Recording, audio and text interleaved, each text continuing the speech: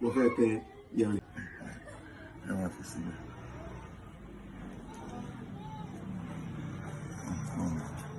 Ọlọ́run ṣe báyìí. Ọlọ́run ṣe báyìí.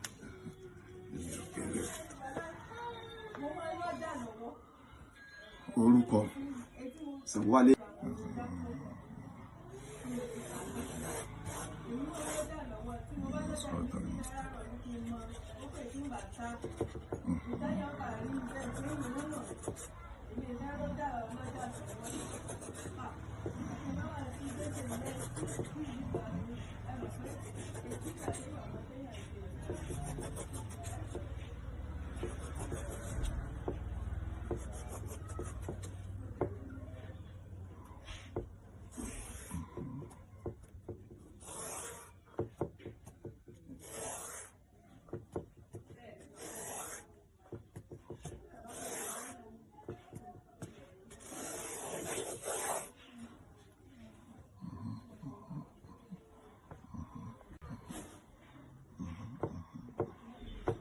Bayala.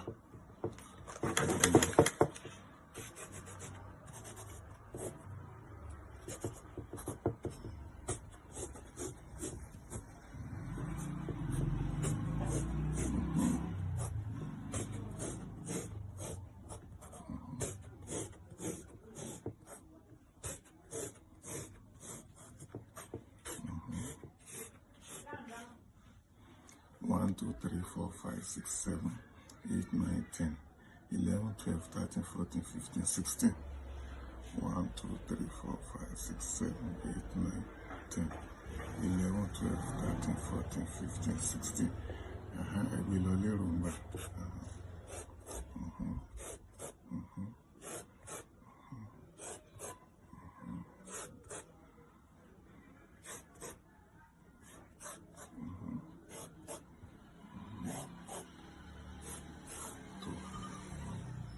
Ẹ̀sìn ní ìsẹ̀lẹ̀ wípé. Ok, bàbá, ẹ̀yin bẹ́ẹ̀ ti wà Mùsùlùmí ní Bẹ́ẹ̀ kí ló kọ yín? èmi ni Alhaji Mohammed Ọláníwájú Imam Aláàfin. Pé ṣé Yanrin tí ẹ tẹ̀ yìí ó dàbí ìgbà tí títẹ̀ ni ó dàbí ìgbà tí èèyàn tẹ ifá? Gbogbo àwọn nǹkan yìí ni ló ní ìranran. Táwa bá ń tú ní tiwa, a máa tú pẹ̀lú ọ̀nà Islam. Ṣùgbọ́n táwọn onífá bá ń tú, àwọn máa tú pẹ̀lú ẹsẹ̀ ifá tiwọn. Ní ìsinyìí, bá a bá tẹ̀ ní ìsinyìí, a lè sọ pé ntaari Ejiogbe ni. Tá a bá tẹ̀ ní ìsìn, a lè sọ pé ntaari Bayala ni lédè Lárúbáwá. Tá a bá tẹ̀ ní ìsìn, a lè sọ pé ntaari Kaosajin ni. Abárí mi ní ìsìn wọ́n lè pé Irosun lélẹ́yìí. Wọ́n lẹ́ni tó ní Irosun yìí o, tí ó bá jẹ́ sí pé ó ń tì ń ṣàlejò lọ́wọ́, kó ń tì ọ́ ṣọ́ra, yóò rí nǹkan tọ́jọ́ mọ́ bí ẹ̀jẹ̀. So bó ṣe lọ́nu yóò sọ fún wa pẹ̀lú mi pé lágbájá báyẹn sọ fún pé kọ́mọ̀ tí rìnrìn àjò. Ó lè sọ mí kan sọ pé. Is a Muslim people in Yoruba, no to the left to the these people to the doing to the títẹ̀ for the Yanrin for the no Imam, for the Alhaji Muhammad Imam Aláàfin. Kí ló kọ yín? Muhammad Ọláníwájú. Muhammad Ọláníwájú is a chief imam for the Aláàfin inside to the palace in Ọ̀yọ́. So I come to the Baba for the doing for the Yanrin títẹ̀. So he's doing for me in Ejiogbe. So Baba saying it's my good life. Then he said he can do it to the títẹ̀ in Irosun. Irosun he can send for you. He cannot go to the travel for one woman. He cannot pregnant. He can send. He can go to the pregnant because after he say to the blood will be made from nǹkan. Yorùbá said nǹkan oṣù. So for you to the born. Then he said he can do like this, like Irosun in a títẹ̀ for the Yanrin. He can send you. He cannot kill to these people to the die. These people to the die. It mean in Yoruba for the somebody ó ti kú. when he cannot go to the greeting or for the somebody is sick.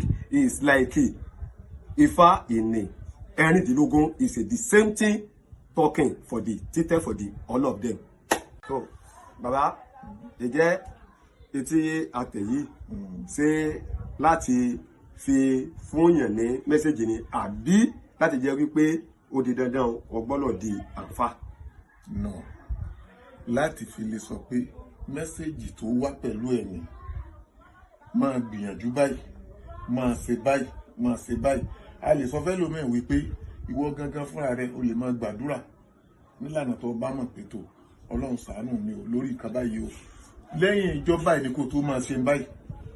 Ẹlòmíì a lè sọ fún pé tó bá jẹ́ pé ibi tó ń sùn aṣọ tó tẹ́ síbẹ̀ irú aṣọ báyìí ni lọ́ọ́ tẹ́ aṣọ white síbẹ̀ máa ní kó máa wọ̀ tó bá dẹ̀ fẹ́ sùn. So ó lọ bẹ́ẹ̀ ibi tẹ́ bá lè tí ó ti bá mú wa ìyẹn láàsọ fún pé báyìí ní kò rẹ̀.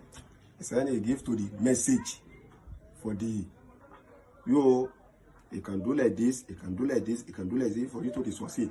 You know, send you in need to the today to the doing or is Muslim or in need to the joy. This one is message for you for your life. Only thing I coming to the doing to the Yanrin for the chief Imam from Ilaham for me to the know for my life. So you can go to the go to the reading from Ifá to the doing Te Ifá. So for you to the going to the know for your life. So only thing. So for the going to the reading from Ifá to the Te Ifá or Te Yanrin for you to the know is your life. So is Yanrin Tite. It's not a low like in need to the Z to the Ifá to the convert from Ifá or for the convert from Muslim.